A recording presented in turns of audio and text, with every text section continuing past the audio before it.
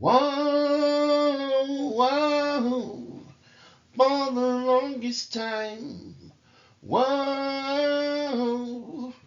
for the longest. If you said goodbye to me tonight, there would still be music left to write.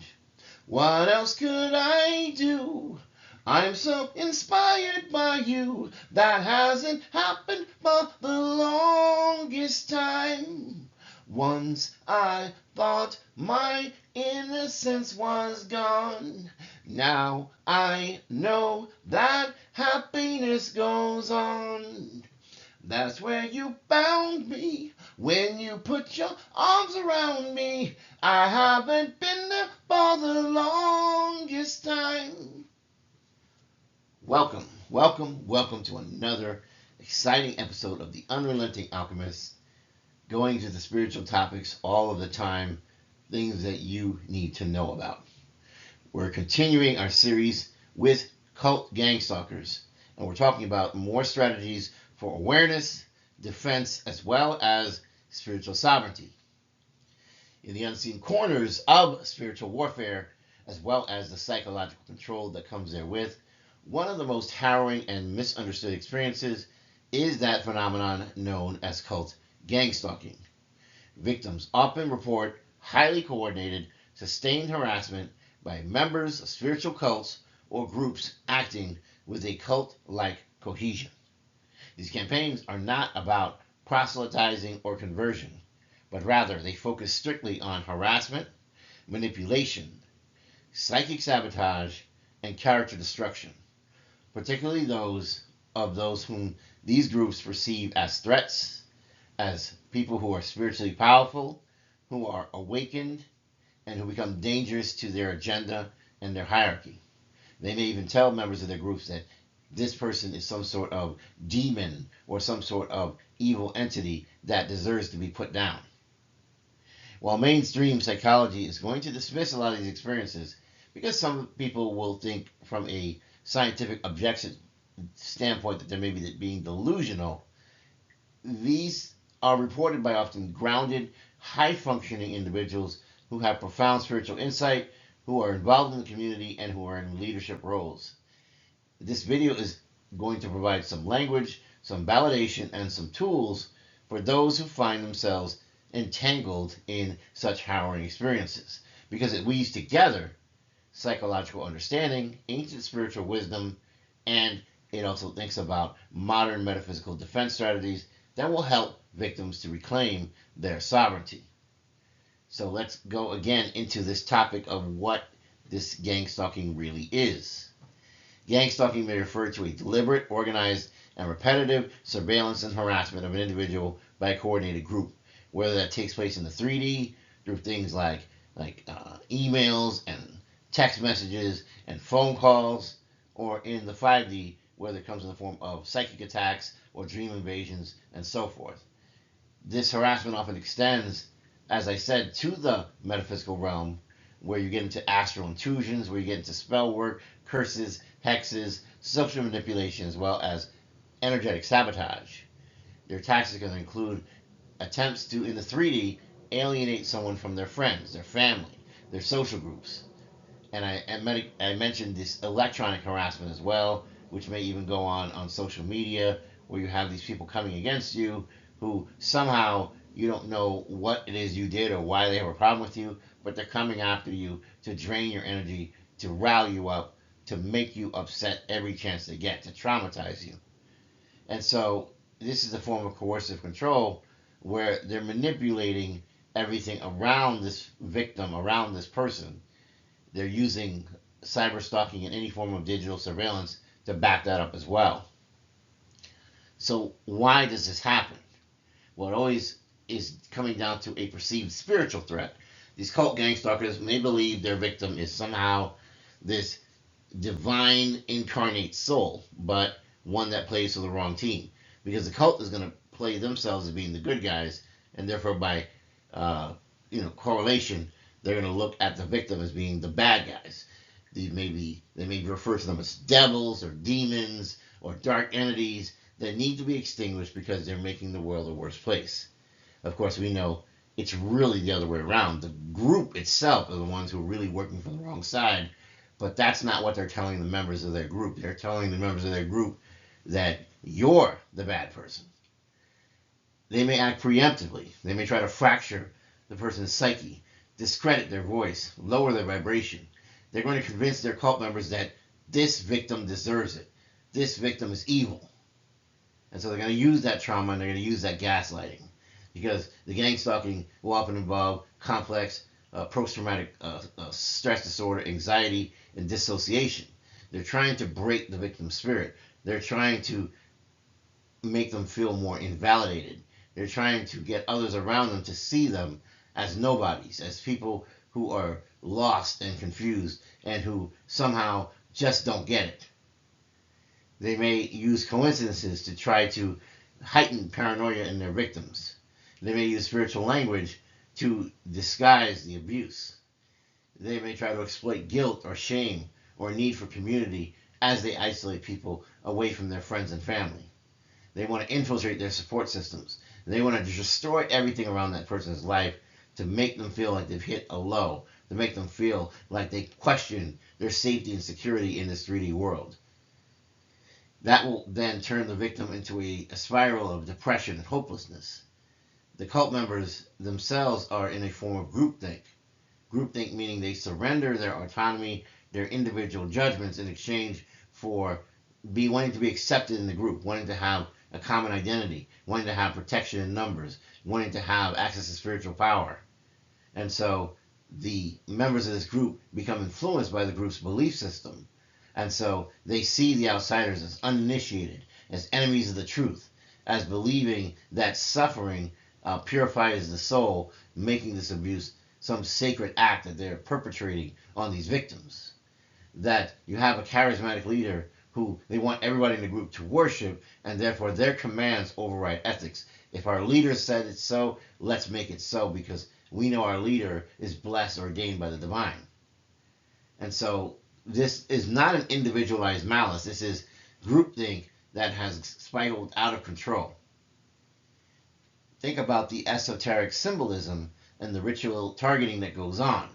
These cults that are involved in the spiritual gang stalking want to use rituals. They want to use sigils. They want to use symbols. They want to use chants because they're manipulating unseen forces in the hidden realm in addition to whatever they're doing in the 3D realm. So even in the dreams, they may come to you and try to befriend you or maybe seduce you and have sex with you, because this is a form of making energetic contracts with the victims. And once that happens, they now can fool the universe into thinking that one person and another person are connected when that other person wants nothing more than to destroy the person they're attaching to. They want to bind things to people as well. They may summon dark entities and then try to bind those dark entities to the victim of the cult to further make things worse for them, because once the dark entity attaches to that victim, it's going to drain that victim. It's going to become a curse to that victim. It's going to become a hex to that victim. It's going to make all things around that victim fail, and the victim won't know why, and it'll become increasingly hopeless and depressed. They're going to have some form of karmic justification for this, that the victim deserves exactly what's happening to them, that somehow they're reincarnated a former murderer or rapist or something to that effect, someone that's truly evil that the group needs to eradicate at all costs. Thus, they don't understand how karma really works, but they're also using lies and misrepresentations to further the agenda to target this person.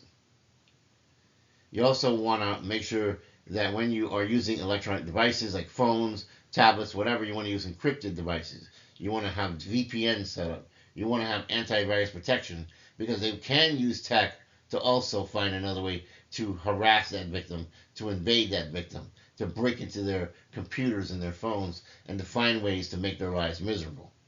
You want to have firm boundaries. You want to lock your personal spaces. You want to limit your unknown visitors.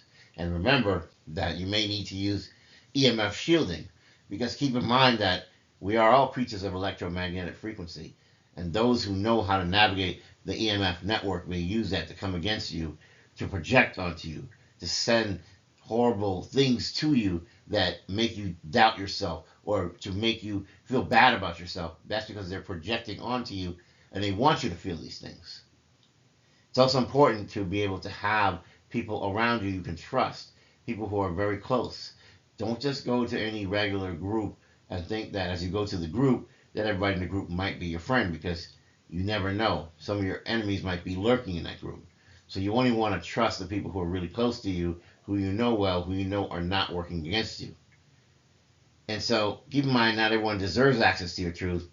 Validation must not cost your peace. Be careful who you allow into your inner circle.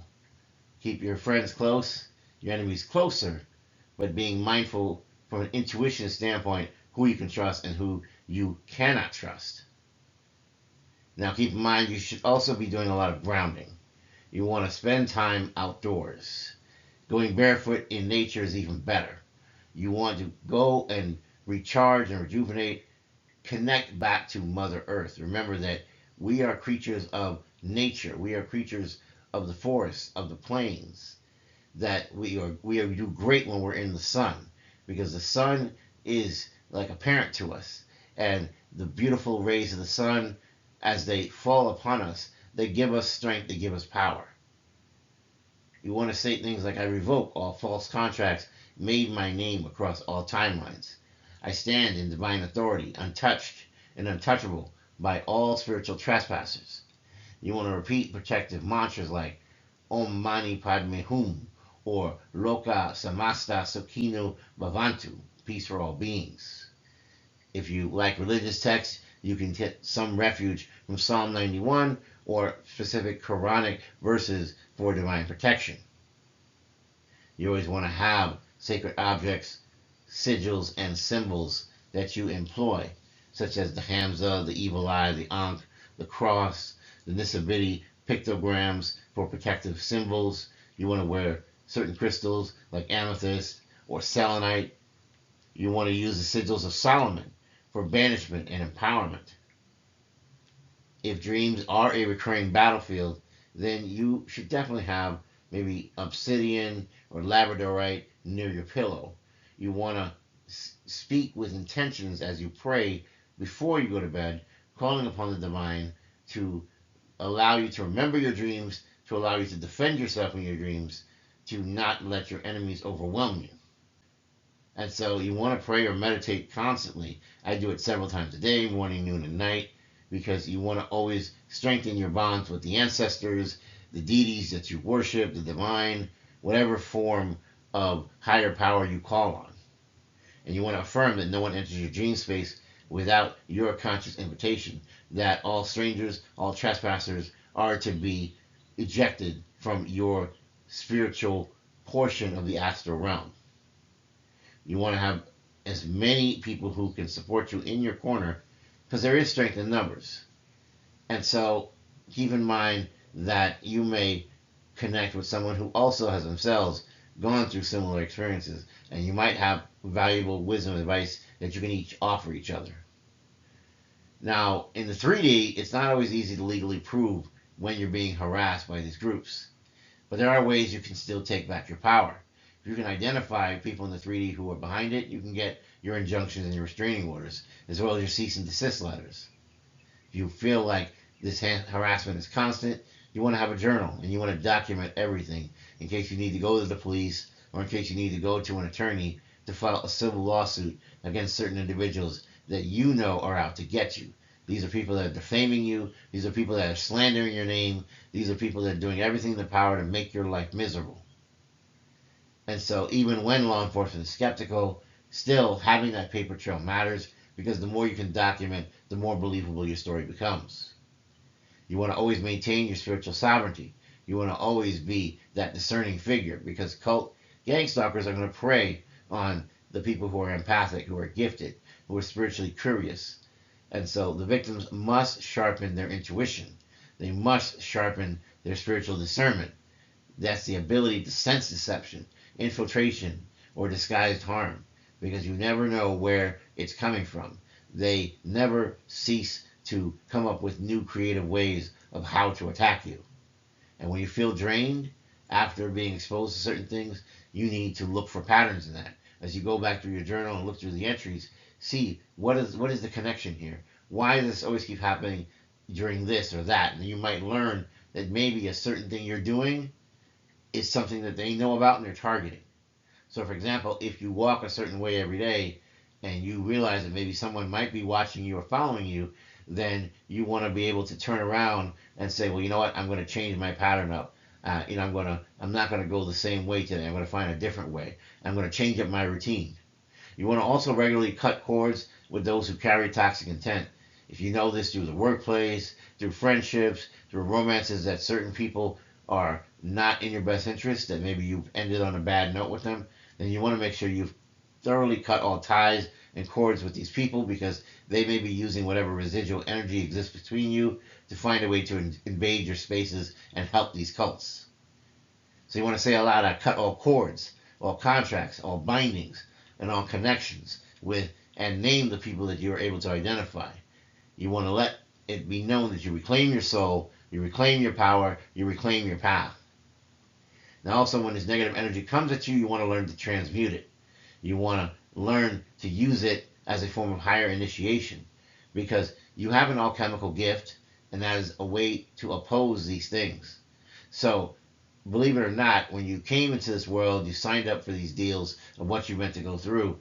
Part of it may very well have been that you agreed to be attacked by this spiritual cult. Even though you don't know it in your current form, your spirit may have done that because you wanted to go through that kind of experience. But you want to focus on the refined intuition you gain. You want to focus on the sharper discernment you learn. You want to focus on the fact that you've purified your soul force the more that you realize what was going on. That you have also a sacred responsibility to teach others, to help others, to spread the word to others, to raise the general vibration of the planet. You are a divine warrior, and it's not just about protecting yourself, it's about protecting many in this world that themselves are blind, deaf, and dumb and don't know what's going on. So you want to turn your fear into faith. You want to turn your confusions into clarity. You want to turn the sabotage into soul lessons. That these are things that teach you, that make you understand how to become more resilient, how to become a better defender, how to learn how to handle all of this negativity that's being thrown your way. And therefore you're reclaiming your power when you do so.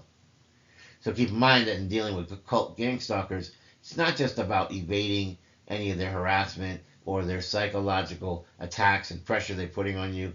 It's about stepping into the full force of your own spiritual power and sovereignty. Because once you know what you are, what abilities you have, and what your enemies are and what abilities they have, you'll realize you're far more powerful than they ever could be. That's why they come at you in numbers, because they can't take you alone.